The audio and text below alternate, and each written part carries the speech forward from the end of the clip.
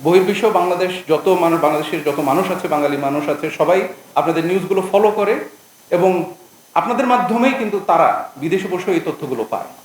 তাই সারা পৃথিবী আপনাদেরকে মনিটর করছে এবং আপনারা আমাদেরকে মনিটর করছেন।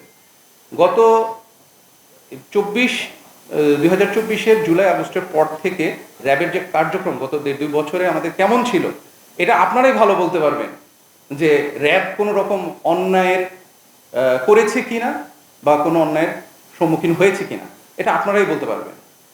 আমি যদি বলি র্যাবের কর্মকর্তা হিসেবে সংখ্যাটা 0। এইরকম কোনো প্রেশার আমরা কখনো পাইনি এবং এই হিসেবে আমরা কোনো অন্যায়ের সাথে র্যাব সংশ্লিষ্ট হচ্ছে না। কতিপয় সদস্যদের বিরুদ্ধে বিভিন্ন সময় বিভিন্ন ধরনের বলবো যে ডিসিপ্লিনারি যে ইয়েগুলো আসে, কমপ্লেনগুলো আসে, সেগুলোর বিরুদ্ধেও র্যাব বর্তমানে খুব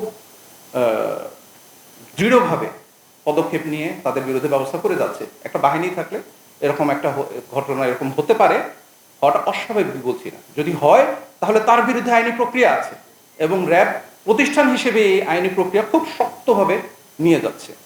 তাই আমরা বর্তমানে বলতে পারি যে আমাদের কাছে বর্তমানে এই ধরনের কোনো রকমের রাজনৈতিক প্রেশার নেই এবং গত জুলাই আগস্টের পর থেকে র্যাব এই ধরনের মানবতা বিরোধী কোনো ধরনের কাজে সংশ্লিষ্ট হয়নি।